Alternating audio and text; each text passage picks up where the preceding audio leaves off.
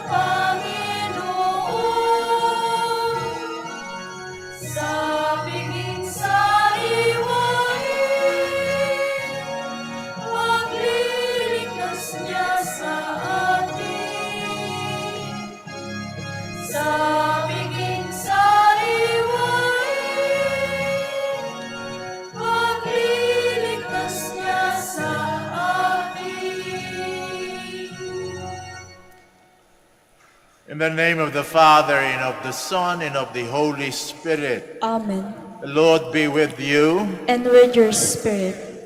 Our gospel today is a wake-up call. Knowing the Lord in the gospel is not enough.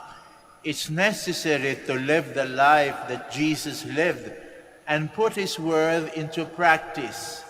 Entrance into God's kingdom is not easy. We have to pass through the narrow door. May we have the humility to see that God's kingdom is a gift which we have to accept with joy and courage so that it might bear fruit in our lives. Sisters and brothers, let us acknowledge our sins and so prepare ourselves to celebrate the sacred mysteries. You were sent to heal the contrite of heart. Lord, have mercy. Lord, have mercy. You came to call sinners. Christ, have mercy. Christ, have mercy. You are seated at the right hand of the Father to intercede for us. Lord, have mercy. Lord, have mercy. May Almighty God have mercy on us, forgive us our sins, and bring us to everlasting life. Amen. Glory to God in the highest, and on earth peace to people of good will. We praise you, we bless you, we adore you, we glorify you. We give you thanks for your great glory, Lord God, heavenly King, O God Almighty Father. Lord Jesus Christ, only begotten Son, Lord God, Lamb of God, Son of the Father, you take away the sins of the world, have mercy on us. You take away the sins of the world, receive our prayer. You are seated at the right hand of the Father, have mercy on us. For you alone are the Holy One, you alone are the Lord. You alone are the Most High, Jesus Christ, with the Holy Spirit, in the glory of God the Father.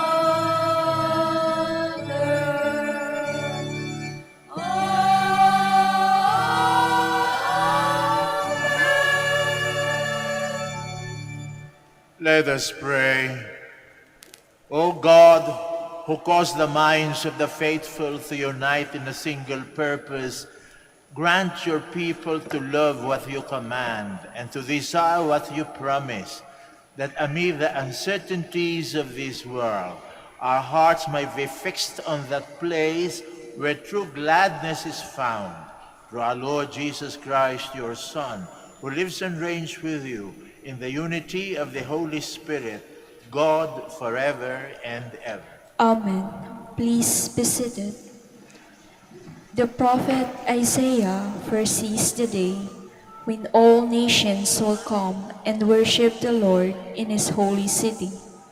Jesus underlines the same message when he says, "The people from the ends of the earth will take their place at the feast in the kingdom of God." A reading from the book of the prophet Isaiah.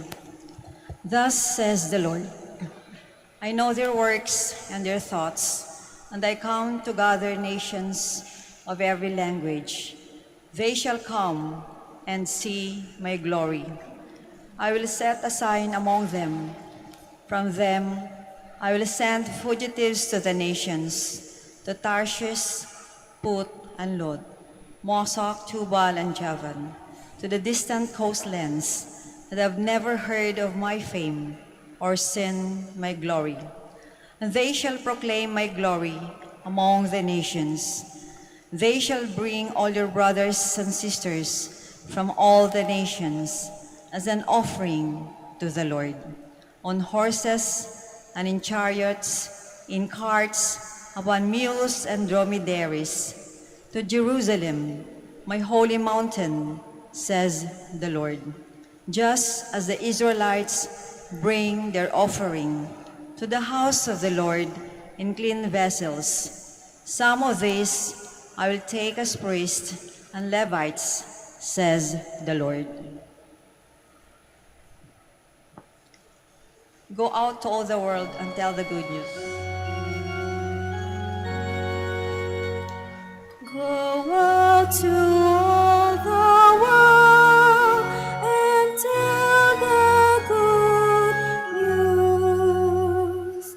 Go out to all the world and tell the good news. Praise the Lord, all you nations. Glorify him, all you peoples. Go out to all the world and tell the good news. For steadfast is his kindness toward us, and the fidelity of the Lord endures forever. Go out to all the world and tell the good news. Trials and sufferings can be means of purifying the faithful and instilling discipline. The author of the letter to the Hebrews invites Christians to stand fast and endure their trials. A reading from the letter to the Hebrews. Brothers and sisters, you have forgotten the exhortation addressed to you as children. My son, do not disdain the discipline of the Lord, or lose heart when reproved by him. For whom the Lord loves, he disciplines. He scourges every son he acknowledges. Endure your trials as discipline. God treats you as sons. For what son is there whom his father does not discipline? At the time, all discipline seems a cause not for joy, but for pain. Yet, later it brings the peaceful fruit of righteousness to those who are trained by it. So strengthen your drooping hands and your weak knees. Make straight path for your feet, that what is lame may not be disjointed, but healed. The word of the Lord. Thanks be to God. Please stand. Alleluia, alleluia, alleluia, alleluia. I am the way, the truth, and the life. says the Lord. No one comes to the Father except through me. Alleluia, alleluia, alleluia. Alleluia, alleluia, alleluia, alleluia. The Lord be with you. And with your spirit. A proclamation from the Holy Gospel according to Luke. Glory to you, O Lord. Jesus passed through towns and villages, teaching as he went and making his way to Jerusalem. Someone asked him, "Lord, will only a few people be saved?" He answered them, "Strive to enter through the narrow gate, for many, I tell you, will attempt to enter, but will not be strong enough. After the master of the house has arisen and locked the door, then will you stand outside knocking and saying, 'Lord, open the door for us.' He will say to you in reply, 'I do not know where you are from.' And you will say, 'We ate and drank in your company, and you taught in our streets.' Then he will say to you, 'I do not know where you are from. Depart from me, all you evildoers.'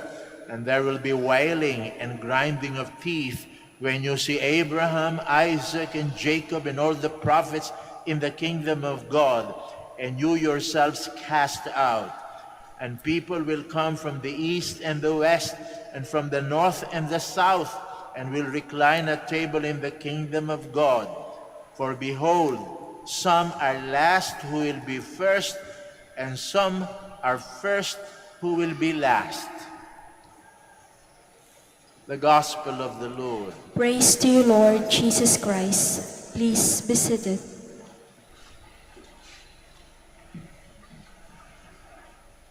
Pinaliwanag ng ating Panginoong Jesucristo kung paano gumalaw ang kanyang kaharian. Sa kanyang kaharian, ang huli ay mauuna. Ang una ay mahuhuli. Kaya ibang-iba ito sa kaharian dito sa mundo. Kaya nga nung tinanong siya ni Pilato, nung siya'y humarap kay Pilato, sinuplong nung makapangyarihan sa bayan ng Israel na siya daw ay subversibo, umaalsa at gustong patalsikin ang emperador Romano magmula sa Judea, tinanong siya ni Pilato, "Ikaw ba'y talagang hari?" O basahin niyo yung salaysay ni Juan, Kapitulo 18, doon yung maririnig kung paano sinagot ng ating Panginoong Jesucristo si Pilato nung tinanong, "Ikaw ba'y hari?" Ang sagot ng ating Panginoon, "Sinabi mo yan, subalit ang aking kaharian ay hindi galing sa mundo. Sapagkat kung ito'y galing sa mundo, hindi niyo ako madadakip, ipagtatanggol ako ng aking mga kampon." O kaya naunawaan niya ni Pilato sapagkat ang nakaharap sa kanya ay walang lakas. Isang maamong tupa, bugbog sarado. Mahirap pa sa daga, walang yaman na paipagmamalaki. Ano kayang kaharian meron nito? Ang alam ni Pilato, yung kaharian na kinabibilangan niya. Kaharian ng emperador ng Roma. Ano yon? Susunod ka. Bakit ka susunod? Sapagkat malakas ang imperyo ng Roma. Matatalo ka lang sa laki ng hukbo nito. Alam nyo naman, kapag ang kapangyarihan may lakas, lahat ng ginagawa nito parang tama. Sabi nga natin, ang patakaran dito, right is might. Might is right. Kung sinong may lakas, yan ang tama. Ang may tama, yung may lakas. O kaya susunod ka. O ganyang kalakas ang Imperyo Romano. Pagkas nakikita niya, ito pa yung tinatawag nilang hari. Kaya pala sinuplong. Paano kung susuplong ito? Paano makapag-aalsa ito? Yung sarili lang niya. O kita ninyo, hindi niya masangga yung mga tumutuligsa sa kanya. Kaya nga sabi natin, Panginoon, ang kaharian ko wala dito sa mundo. Mahirap pa sa daga. O, kita ninyo, walang yaman. Alam nyo naman, ang kaharian ng Imperyo Romano, sobra yaman dahil sa pagbubuwis doon sa mga mamamayang kinikilala nilang bahagi ng imperyo. Wala. Kaya sinabi nga ni Pilato, ano ba itong kasong ito? Bakit ito subversibo ba to? Kaya nga naghugas siya ng kamay. Wala akong pakialam dito sa kaso ninyong sinusuplong dito, Sabi niyang ganon. Bakit? Ito ba yung subversibo na magpapabaksak ng Imperyo Romano?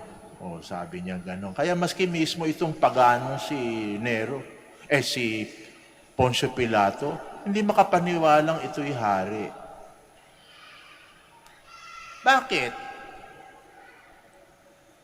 Kita mo yung paghahari ng ating Panginoon, ang paggalaw, ibang-iba. Yung huli, mauuna, yung una, mahuhuli. Sa Imperyo Romano, yung una, laging una. Yung huli, laging huli. At hindi na mababago yun. Sapagkat ganyan magpalakad sa kaharian ng mga tao. Yung una, laging una. Yung huli, laging huli. Kaya, maski ngayon, makikita nyo, ganyan ang ating kalakalan sa mga pamahalaang ating namamala sa buong mundo. Yung una, nauuna. Yung huli, nahuhuli. Sapagkat yung mga nauuna, ayaw bumaba. Pinagtatanggol yung kanilang mga pwesto para sa habang panahon nananatili sila sa itaas. Yung mayayaman at makapangyarihan, bakit gusto nilang bababa?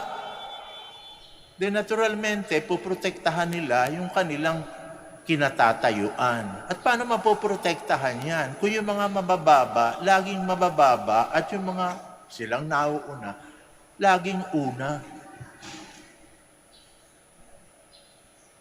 Kaya ang ating lipunan, laging may nasa itaas at merong nasa ibaba.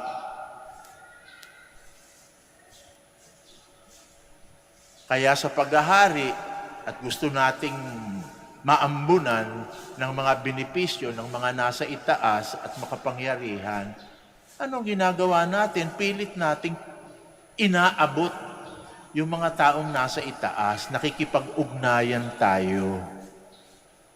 Kaya tayo nagpapalakas dun sa mga makapangyarihan at mga mayayaman.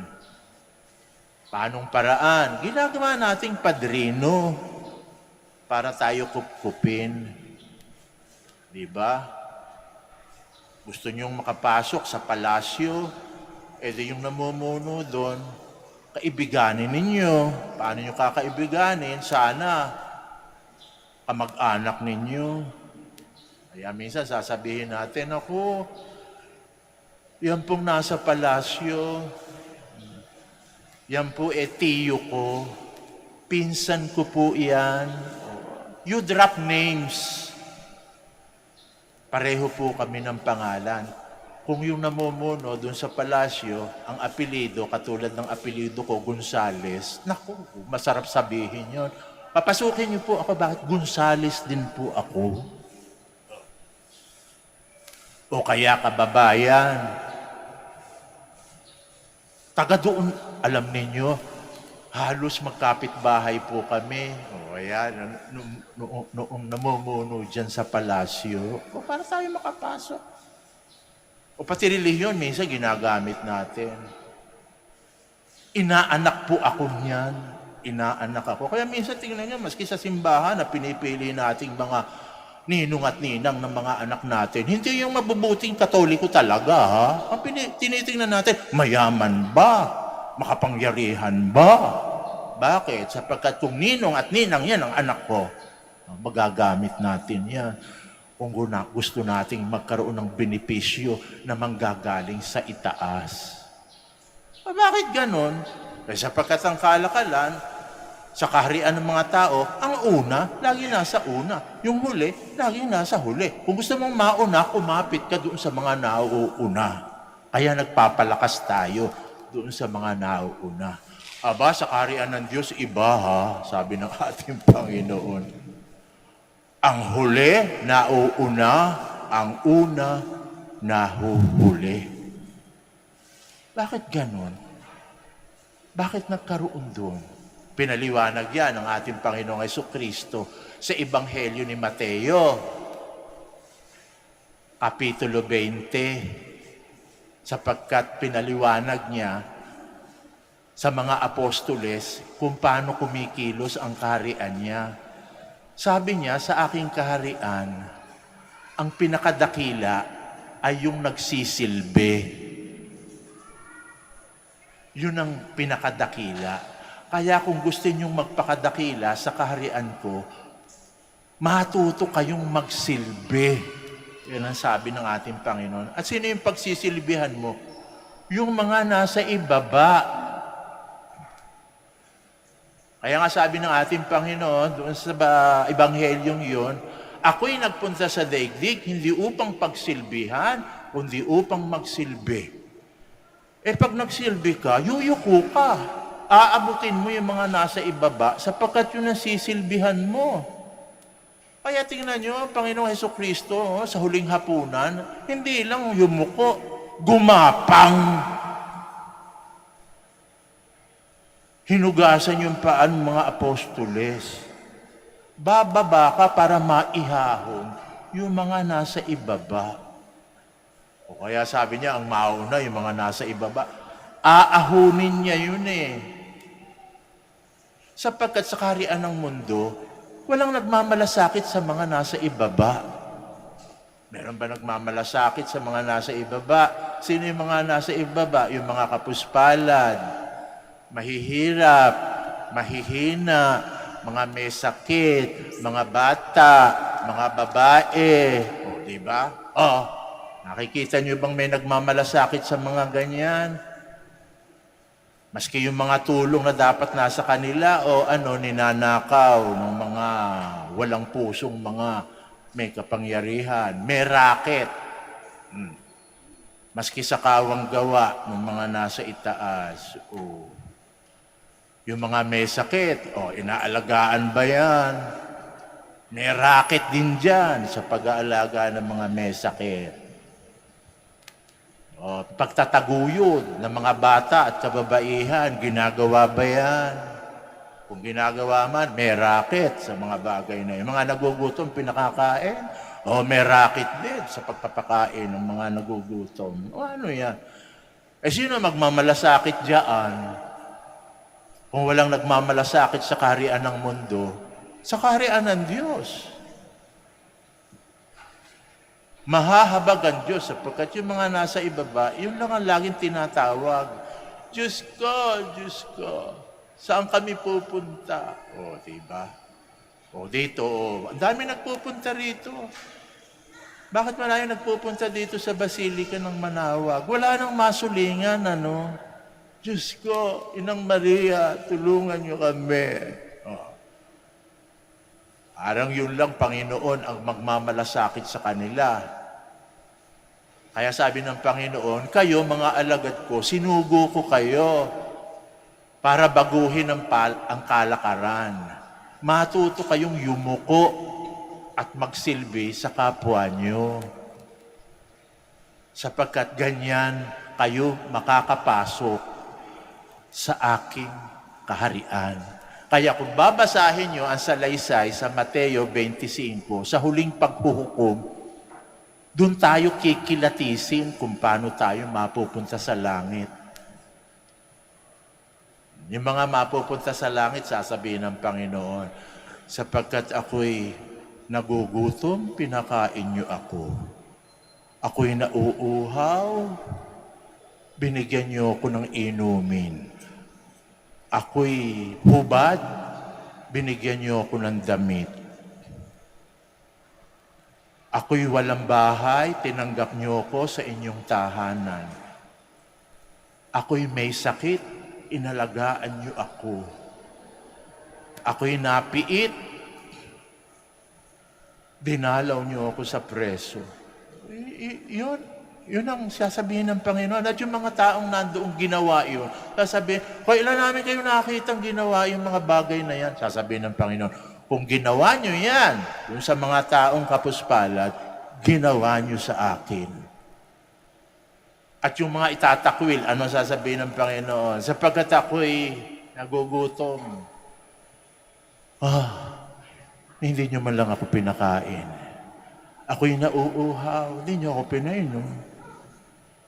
Ako'y nagiginaw, hindi nyo ako binigyan ng suot. Ako'y may sakit, iniwanan nyo lang ako.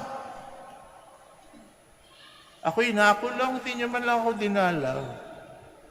At sasabihin ng mga tao, kailan namin kayo nakitang nagkaganyan, Panginoon? Oy, kapag hindi nyo ginawa sa mga taong naging ganyan ang kalagayan, hindi nyo ginawa sa akin. Kaya paano tayo mapupunta sa langit? Kung tayo nasa itaas, magmalasakit tayo sa mga nasa ibaba. Matuto tayong yumuko. At tulungang sila'y mahango sa kanilang kaawa-awang kapalaran. Para pagpasok sa langit, walang naiiwan. Sabay-sabay. Yung mga mapupunta sa langit, hindi lamang yung mga nauuna. Yun ang hirap dito sa ating kaharian sa mundo. Ang mga pumapasok lang sa palasyo, yung mga nauuna at makapangyarihan. Ay doon hindi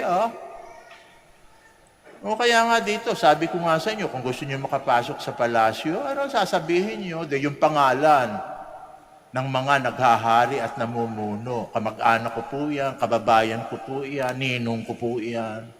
Subukin niyong gawin yan pagpasok niyo sa langit. Pagkatok niyo, papasukin niyo po ako. Bakit ka papasok dito? Ikaw ba'y kabilang sa kaharian ng Diyos? Tapos sasabihin niyo yung pangalan? Ano ko? Kamag-anak ko po. Yung hari ng palasyo. Kababayan ko po, yung senador. Ninong ko po, yung congressman. Palagay nyo. Papapasukin agad kayo sa langit. Pero alam ko, kapag ang sinabi niyong mga pangalan ay yung mga nasa laylayan, malaking tsansa niyong makapasok sa langit. Ako, palagay niyo, hindi niyo ako kilala, no? Ako ba'y mabait? Hindi. Karapat-dapat ba akong pumasok sa langit o hindi? Hindi. Hindi niyo malalaman. O sino tatanungin niyo? Para malamang mabait ako. Tatanungin niyo yung mga paborito niyong politiko? Ay, hindi ako kilala. Sino tatanungin niyo? Maski yung obispo dito, tatanungin niyo. Si Arsobispo Socrates, tatanungin niyo, mabait po ba yung paring yun? Si Father Enrico Gonzales, mabait po yun. Palagay ko sasabihin niya, mabait. Mabait po yun. Bakit para nakakasiguro kung sasabihin mabait? Nakakataas yan eh. Yan ang boss ko dito sa Archdiocese. Kaya pag ako humaharap sa obispo, mukha akong mabait. Diba? Kayo nga, pag kayo kaharap ng mga boss ninyo, di ba? Ang bait-bait ninyo. Pinakikita nyo ba yung masasama yung ugali? Ako din, gano'n. Pag ako'y humarap sa boss ko rito sa Archdiocese, mabait ako. Kaya maasahan niyo ba yung kanyang patutuon na mabait ako? Wala lang mali siya yung arsobispo, kaya sasabihin mabait ako. Hindi, nag-iisip ng masama sa kapwa. Pero kung gusto niyong malaman kung talagang mabait ako, eto, bibigyan ko kayo ng paraan. Ang tanungin niyo, yung drivers namin dito sa kumbento, alam kung saan ako pumupunta kahit gabi. Kung sino yung mga kasama ko. Kung ano yung aming pinag-uusapan.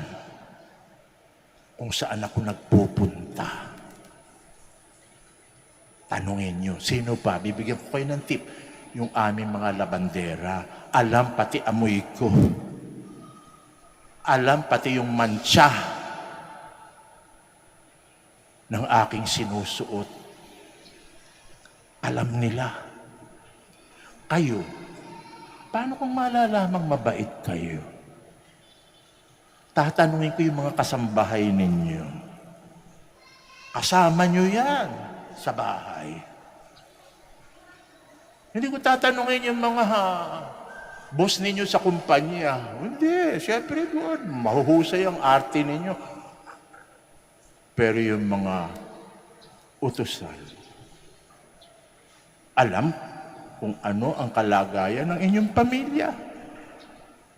Kung paano kayo magtrato sa isa't isa at kung paano nyo tratuhin siya. Kaya malalaman ko kung mabait kayo. Malalaman ko doon sa mga maliliit nyong anak na hindi nagsisinungaling. Yung mga nasa ibaba. Kaya makisama kayo sa mga nasa ibaba. Yung mga walang pangalan, walang katayuan, walang maipagmamalaki. Pag yan ang nagsabi sa Diyos na mabait kayo talaga. We all stand to profess our faith.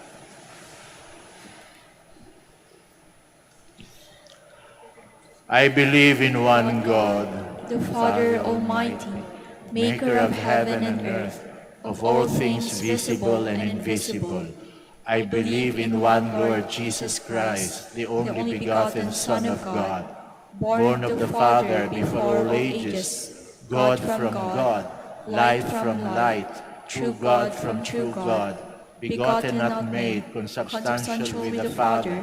Through him all things were made. For us men and for our salvation, he came down from heaven. And by the Holy Spirit was incarnate of the Virgin Mary and became man. For our sake he was crucified under Pontius Pilate. He suffered death and was buried, and rose again on the third day in accordance with the Scriptures. He ascended into heaven and is seated at the right hand of the Father. He will come again in glory to judge the living and the dead, and his kingdom will have no end. I believe in the Holy Spirit, the Lord, the giver of life, who proceeds from the Father and the Son, who with the Father and the Son is adored and glorified, who is spoken to the prophets. I believe in one holy Catholic and Apostolic Church. I confess one baptism for the forgiveness of sins, and I look forward to the resurrection of the dead and the life of the world to come. Amen.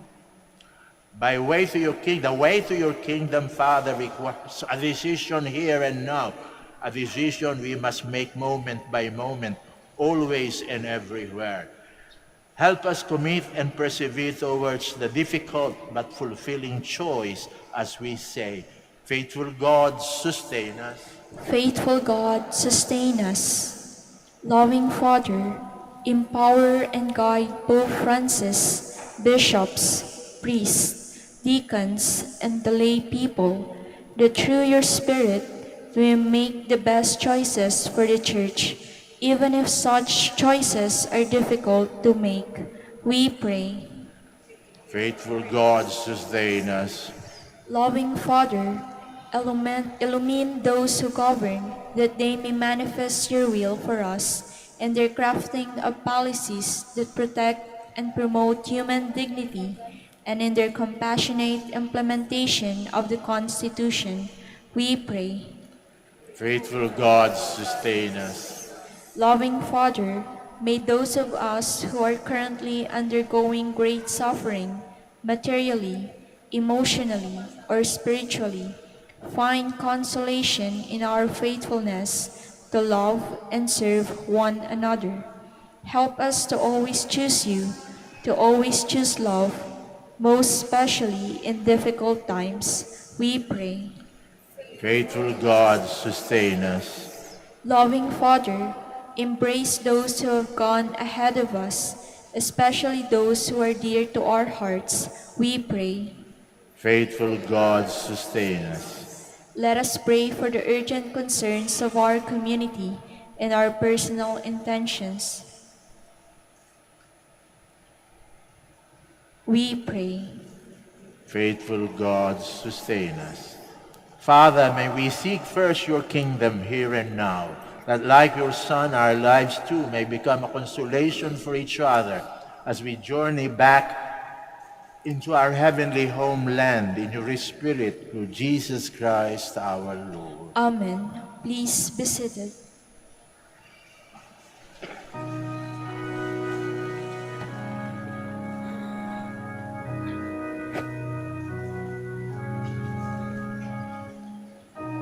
Muling tanggapin alay na ito, kabiyayang nagmula sa pagpapala mo. Tanda ng bawat pusong pagkat inibig mo. Ngayon'y nananalig, nagmamahal sa'yo. Napay na nagmula sa butil ng trigo, pagkain nagbibigay ng buhay mo. Alak na nagmula sa isang tambay ng ubas, inumin, nagbibigay lakas.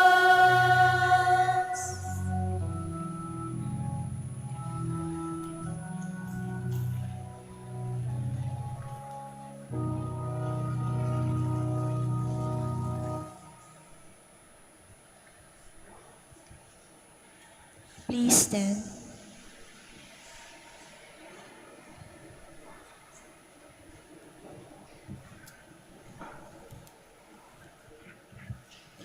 Pray, my dear friends, that our sacrifice may be acceptable to God, the Almighty Father.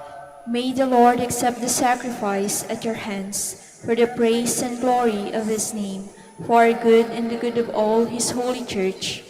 O Lord, who gained for yourself a people by adoption through the one sacrifice offered once for all, bestow graciously on us, we pray, the gifts of unity and peace in your church.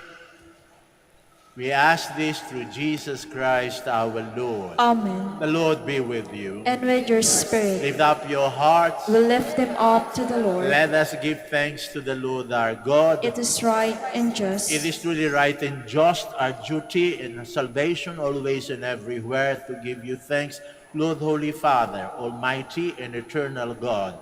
For we know it belongs to your boundless glory that you came to the aid of mortal beings with your divinity and even fashioned for us a remedy out of mortality itself, that the cause of our downfall might become the means of our salvation through Christ our Lord. Through him, the host of angels adore your majesty and rejoices in your presence forever. May our voices, we pray, join with us in one chorus of exultant praise as we acclaim.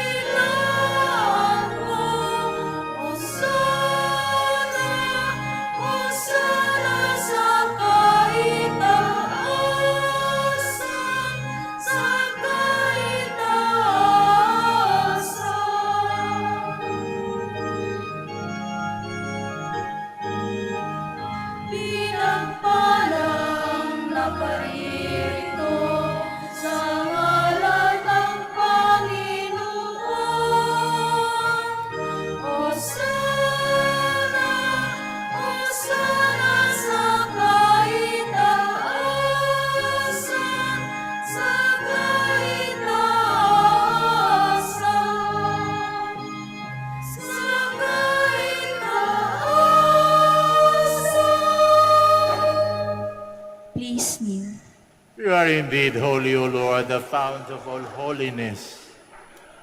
Make holy, therefore, these gifts, we pray, by sending down your Spirit upon them like the dew fall, so that they may become for us the body and blood of our Lord Jesus Christ.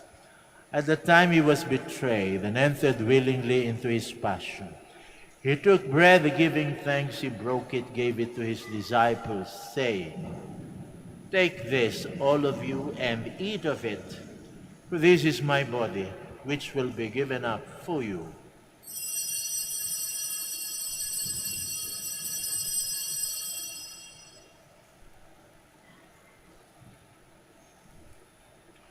In a similar way, when supper was ended, he took the chalice, and once more giving thanks, he gave it to his disciples, saying, "Take this, all of you, and drink from it. For this is the chalice of my blood, the blood of the new and eternal covenant, which will be poured out for you and for many for the forgiveness of sins.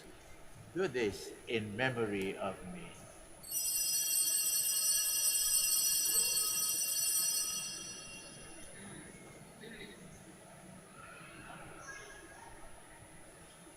The mystery of faith. When we eat this bread and drink this cup, we proclaim your death, O Lord, until you come again. Therefore, as we celebrate the memorial of his death and resurrection, we offer you, Lord, the bread of life and the chalice of salvation, giving thanks that you have held us worthy to be in your presence and ministered to you. Humbly we pray that, partaking of the body and blood of Christ, we may be gathered into one by the Holy Spirit. Remember, Lord, your church spread throughout the world, and bring her to the fullness of charity, together with Francisco, our Pope, Socrates, our Bishop, Fidelis, our auxiliary bishop, Gerard, the master of the order of preachers, and all the clergy. Remember also our brothers and sisters who have fallen asleep in the hope of the resurrection, and all who have died in your mercy. Welcome them into the light of your face. Have mercy on us all, we pray, that with the Blessed Virgin Mary, Mother of God, Saint Joseph, her beloved spouse, with the blessed apostles, Saint Dominic and Saint Francis, and all the saints who have pleased you throughout the ages, we may merit to be co-heirs to eternal life, and may praise and glorify you through your Son, Jesus Christ. Through him, and with him, and in him, O God, Almighty Father, in the unity of the Holy Spirit, all glory and honor is yours forever and ever.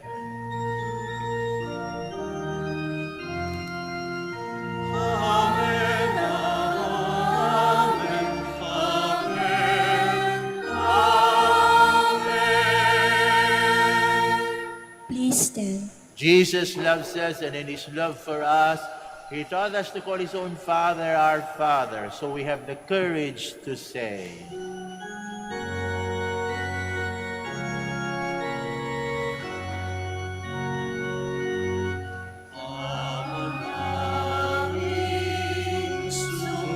Sumasalangit ka, sambahin ang ngalan mo, mapasa amin ang kaharian mo, sundin ang loob mo, dito sa lupa para sa langit. Bigyan mo kami ngayon ng aming kakanin sa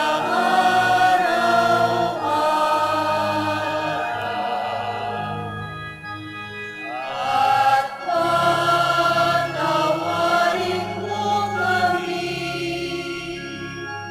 sa aming magkasala, para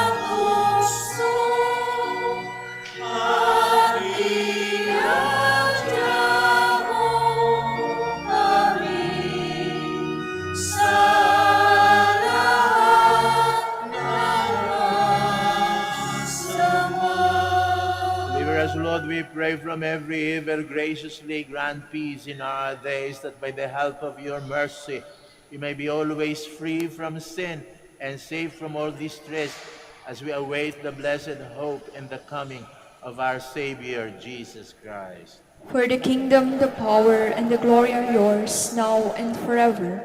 Lord Jesus Christ, who said to your apostles, "Peace I leave you, my peace I give you," look not on our sins, but on the faith of your church, and graciously grant her peace and unity in accordance with your will, who live and reign forever and ever. Amen. The peace of the Lord be with you always. And with your spirit. We offer one another the sign of peace. Peace be with you all. Peace be with you.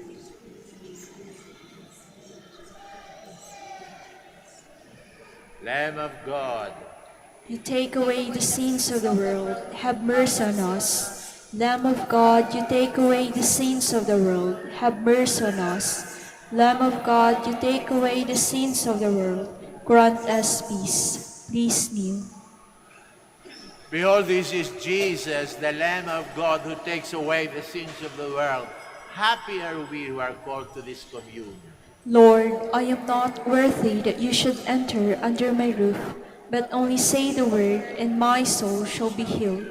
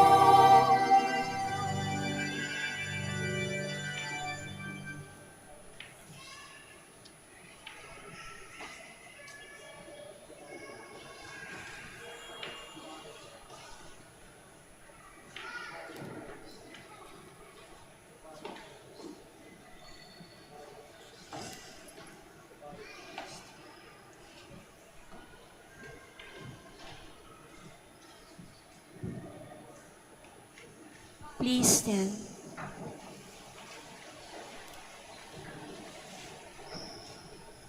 Let us pray.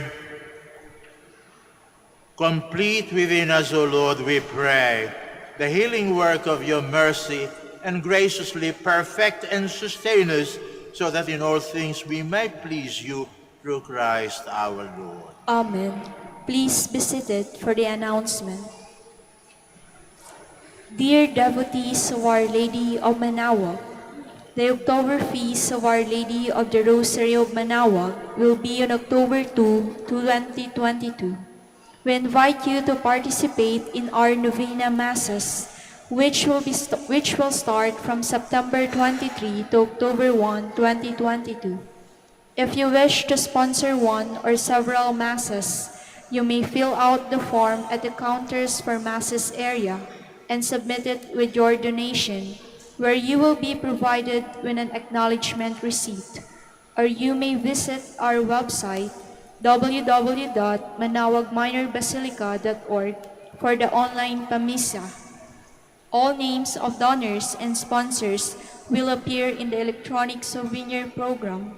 Thank you very much for your continued support. Please stand.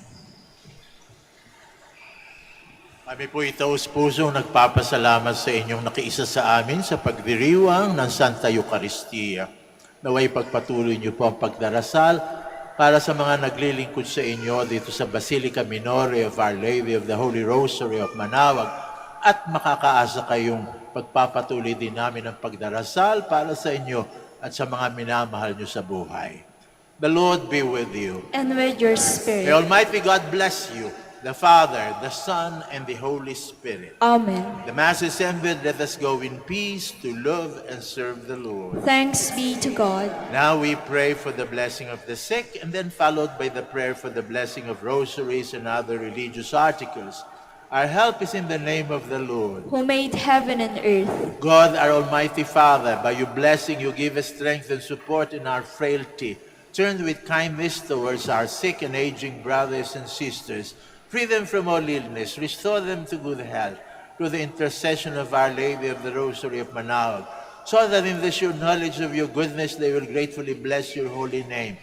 We ask this through Christ our Lord. Amen. In memory of the mysteries of the life, death, and resurrection of our Lord Jesus Christ, and to the honor and glory of the Blessed Virgin Mary, Mother of Christ, Mother of the Church, Our Lady of the Rosary of Manaoag, may these rosaries, images, candles, oil, and other religious articles be blessed and made holy. In the name of the Father, and of the Son, and of the Holy Spirit. Amen.